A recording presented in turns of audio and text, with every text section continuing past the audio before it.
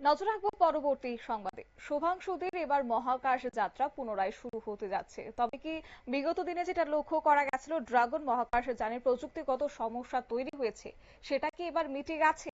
যার কারণে এবার শুভাংশুদের নতুন করে তাদের যাত্রা পথ তারা বেছে নিয়েছেন। তবে কবে পাড়ি দিচ্ছেন মহাকাশে, যাব বিস্তারিত। আমাদের সঙ্গে যুক্ত হয়েছে প্রতিনিধি সৌম মুখার্জি। সৌম, যেটা জানা গেছিল যে তাদের মহাকাশ যাত্রাতে সেটা সমস্যা সৃষ্টি হয়েছে, প্রযুক্তিগত সমস্যার কারণে যাত্রা স্থগিত রাখা হয়েছিল। তবে কি এবার সেই যাত্রা নতুন করে শুরু হতে যাচ্ছে, কি ইঙ্গিত রয়েছে? দেখো, নাসা ও ইসরোর যৌথ উদ্যোগে কয়েকদিন আগেই ভারতের বায়ুসেনা গ্রুপ ক্যাপ্টেন শুভ্রাংশু শুক্লা ও তার দুই সঙ্গী, তিন সঙ্গী, তার মধ্যে পেগি হুইটসন পোল্যান্ডের এবং হাঙ্গেরির দুজন নভোচার রয়েছেন, যাদের যাওয়ার কথা ছিল আন্তর্জাতিক মহাকাশ স্টেশনে। কিন্তু কিছু কারণবশত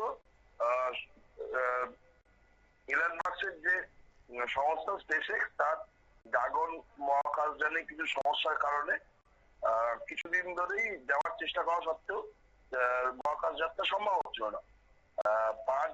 এর আগে পাঁচবার এই যাত্রা ক্যান্সেল হয়। গত বুধবারও শেষ যাওয়ার কথা ছিল, কিন্তু শেষ পর্যন্ত স্পেসএক্স এর যে ফ্যালকন রকেট আছে, সেই রকেটে প্রযুক্তিগত সমস্যা দেখা দেওয়ার কারণে পিছিয়ে যায়। তারপর আজকে এক্স হ্যান্ডেলে অক্সিয়াম 4 যে ক্যাপসুলে করে যাবেন শুভ্রাংশু শুক্লারা, সেই ক্যাপসুল যাত্রার ব্যাপারে ঘোষণা জানান ভারতের কেন্দ্রীয় মন্ত্রী এই সংক্রান্ত দপ্তরে জিতেন্দ্র সিং।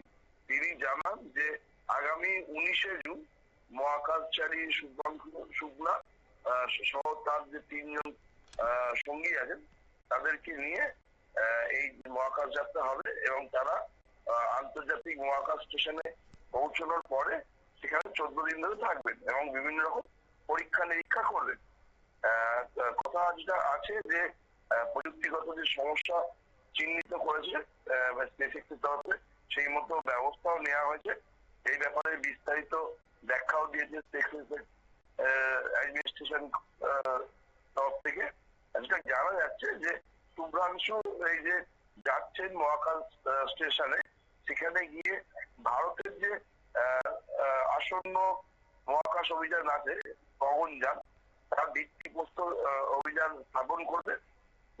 সেগুলো সহ আরো বিভিন্ন রকম পরীক্ষা নিরীক্ষা করার কথা বলে তাদের। আশা করা যাচ্ছে যে ষষ্ঠবারের জন্য তারা যে যাত্রার জন্য বেরোবে সেটা সফল হবে এবং তারা আন্তর্জাতিক মহাকাশ স্টেশনে পৌঁছে যেতে পারবে। শতাব্দী। ধন্যবাদ। মহাকাশে যানে প্রযুক্তিগত ত্রুটির জেরে গত বুধবারই পঞ্চমবারের জন্য পিছিয়ে গিয়েছিল